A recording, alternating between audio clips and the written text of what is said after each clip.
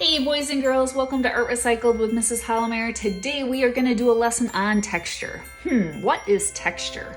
Well, texture, boys and girls, is the way that something feels. So for example, water feels wet. A new puppy would feel furry. A nail would feel spiky. So as you can see here, I have two fir trees. Now, the ripped paper on these projects creates a texture that kind of makes these 3D and gives them a little bit of a furry feel. So boys and girls, if you celebrate Christmas, you can make this version with Christmas wrapping paper if you want to. If you don't celebrate Christmas, I have a lot of students who don't celebrate Christmas at Deerwood. You can definitely just make this a plain fir tree, wintergreen tree, and color the snow in the night sky and have it be a winter decoration that is up all season. Now to do this project, boys and girls, you're gonna need a couple of things. You're gonna need a piece of white paper, and if you have it, green paper or even green Christmas wrapping paper if you want it. If you don't have green paper, which I know a lot of you do not, I am going to show you a way to color your paper to make yourself green paper. And in that case, you would need two pieces of white paper, one for the background, one to color on to make your green strips. And then you are going to need a variety of green crayons. All right, boys and girls, now if you already have green paper like this, the Christmas wrapping paper or just green paper, you want to fast forward ahead in the video a little bit. I'm just going to show our friends who don't have green paper what to do. So if you don't have green paper, take a piece of notebook paper or white paper, and I want you to fold it in half. You're most likely, boys and girls, not going to use all of this paper right here. So you want to take your green colored crayons, and if you have more than one type of green, that's great. If you only have one color, that's fine.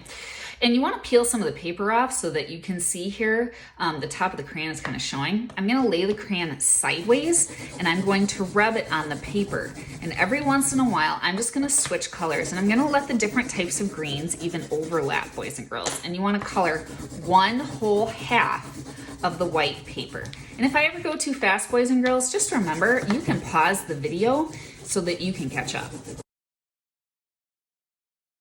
All right, boys and girls, now that I have one half of this paper colored, I'm just gonna cut it in half. I'm not gonna throw the other half out because if you, by chance, don't have enough green paper that you made, then you may wanna use this. All right, boys and girls, now no matter what type of greenish paper you have, now you're gonna start ripping it up into a big pile. So the question goes, how big of pieces do I rip this up in? So boys and girls, when I rip it, you want it to take up maybe about a third of your palm. So you don't want these pieces to be super tiny. And our adult friends who are helping our little ones, just adult friends, just to give you an FYI, when I have done this with younger kids, a lot of times they want to rip like this and they'll get super small pieces.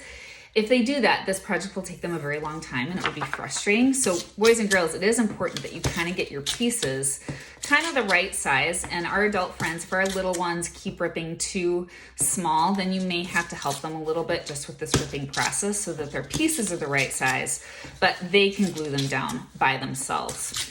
So now when I have this all ripped up, I'm gonna put a pile away and off to the side so that I can draw my background that my tree goes onto. All right, boys and girls, so now that I have my green paper ripped up, I'm gonna start drawing my background for my tree. And just remember, you don't need a pile of ripped up wrapping paper and ripped up green paper. It's one or the other. I just have both of them here, okay?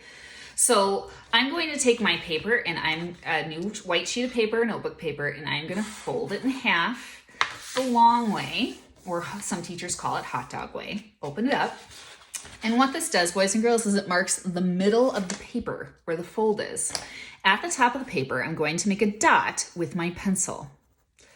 So now what I'm going to do is I'm going to kind of jump down to the bottom here and I'm going to draw a ground line. Now your ground line could be straight, but most often I find that ground isn't totally straight. So as you can see, I'm kind of making it a little bit wavy like a hill. That's just me. I'm going to go back up to my dot and now I'm going to draw a large triangle that does not go all the way down to the ground. So I'm going to shoot out. If you want to use a ruler to help you do this, you can. I'm just kind of eyeballing it. And now here's the little bit of a hard part. You want this triangle to come the same distance on the other side. So I'm going to show you a trick. See where that line ends? I'm going to put my thumb on the fold and I'm just going to scooch my fingers over like this. If you want to use a ruler and measure exactly, that's up to you. And I'm going to shoot my triangle down this way. And then draw the bottom. Now after I've done that, I'm going to draw the tree trunk. And here's the thing with the tree trunk, boys and girls. We all know it's a square or rectangle. It's going to start below that triangular tree, go past the ground line that you drew, because we want the tree to look like it's not floating above the ground, but on the ground.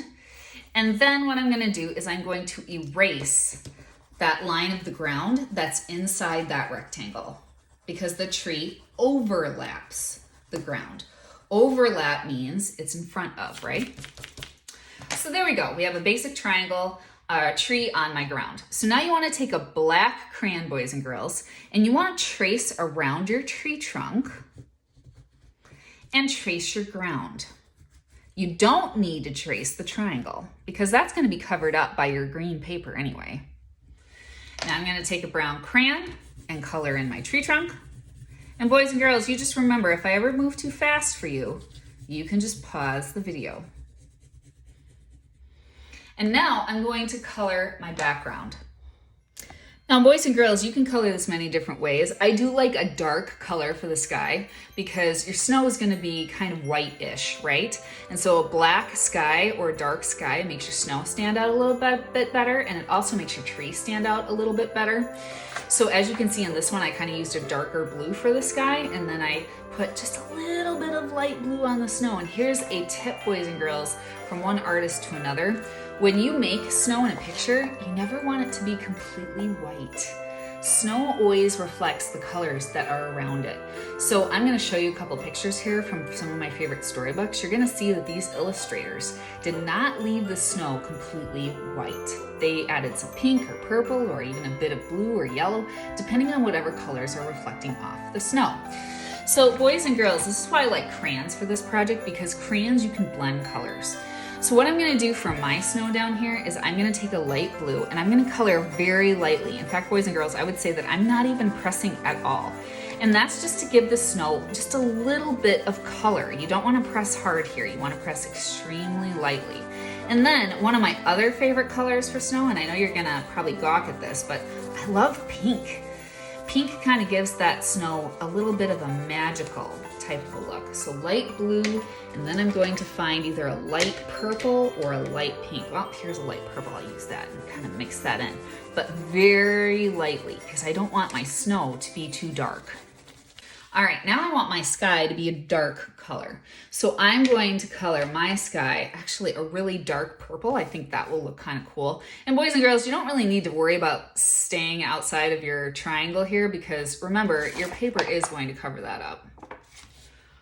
All right, boys and girls, so now that my background is colored, I'm going to start gluing on my pieces into my tree. All right, boys and girls, now the type of glue you use, you could use glue stick, but the thing that I don't like about glue stick for this project is that it dries really fast. So I actually prefer liquid glue for this project, but boys and girls, if this is all you have, you could do it with this too. So what I'm gonna do is I'm gonna open my liquid glue bottle and I'm going to trace around the tree first on that pencil line. And I want a nice thick line of glue.